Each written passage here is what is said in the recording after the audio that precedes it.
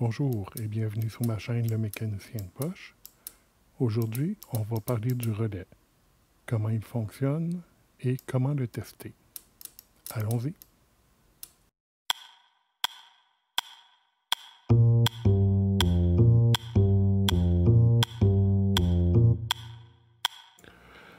Le relais est un commutateur à commande électrique qui permet à un circuit électrique de commander un ou plusieurs autres circuits de puissance différentes, en ouvrant et en fermant ses contacts en réponse à la mise sous tension ou hors tension de sa bobine qui est en fait un électroaimant.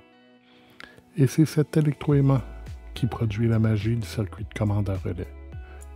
J'ai comme exemple un relais automobile à 5 broches que j'illustre ici sous forme schématique.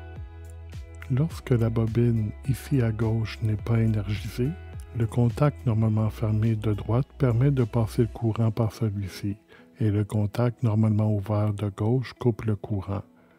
À l'énergisation de la bobine, les contacts alternent leur position et le courant passe par le contact normalement ouvert qui est maintenant fermé, tout en ouvrant le contact normalement fermé, ce qui coupe le courant dans ce dernier. Insérons ce relais dans un circuit. À gauche, le circuit de commande, qui est alimenté par une batterie de 9 volts et commandé par un bouton poussoir qui énergisera une bobine. À droite, le circuit de puissance qui alimente une ampoule électrique par le contact normalement ouvert du relais. Donc, lorsque l'on appuie sur le bouton, la bobine s'énergise, tire sur le levier et ferme le contact normalement ouvert, ce qui allume l'ampoule. Je me suis amusé à recréer ce circuit. Donc, vous avez à gauche le circuit de commande et à droite le circuit de puissance, avec le relais dans le milieu. Appuyons sur l'interrupteur. Regardons d'un peu plus près pour voir le fonctionnement du contact.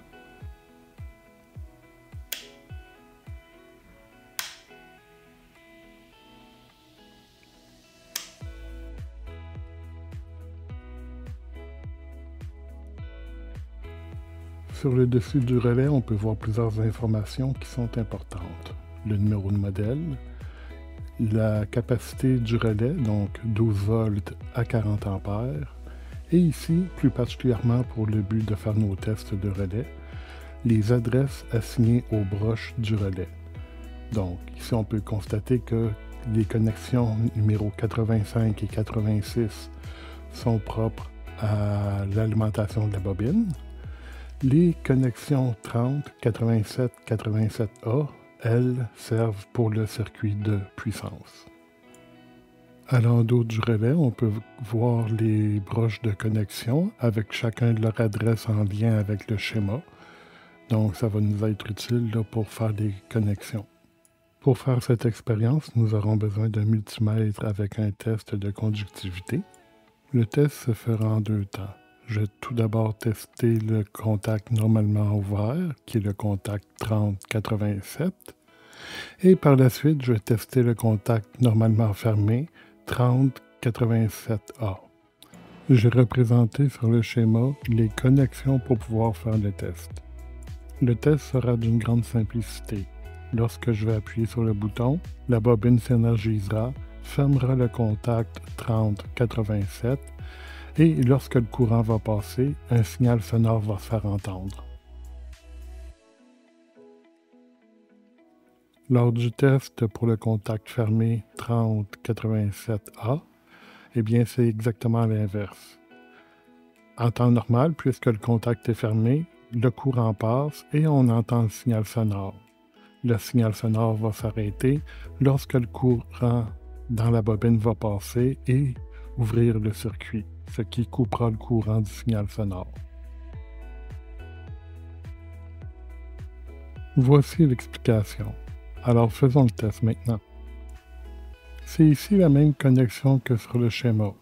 Je vais commencer comme dans l'exemple à valider la connexion 3087 qui est mon contact normalement ouvert. Donc, je mets mes pinces sur le contact 30 et la rouge sur le contact 87. Je vais actionner le mode de conductivité sur mon multimètre. Voilà.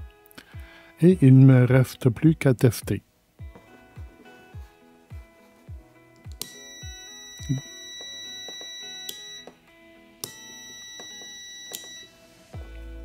Parfait, ça fonctionne. Maintenant, testons le contact 3087A.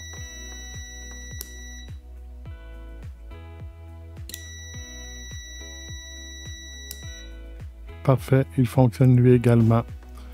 Donc, voici. C'était ma vidéo sur les relais. J'espère qu'il vous a été utile et que vous l'avez trouvé intéressant. Alors, s'il vous plaît, gênez-vous pas, mettez-moi un pouce vers le haut et abonnez-vous. Passez une très belle journée. Prenez soin de vous et des vôtres. Au revoir.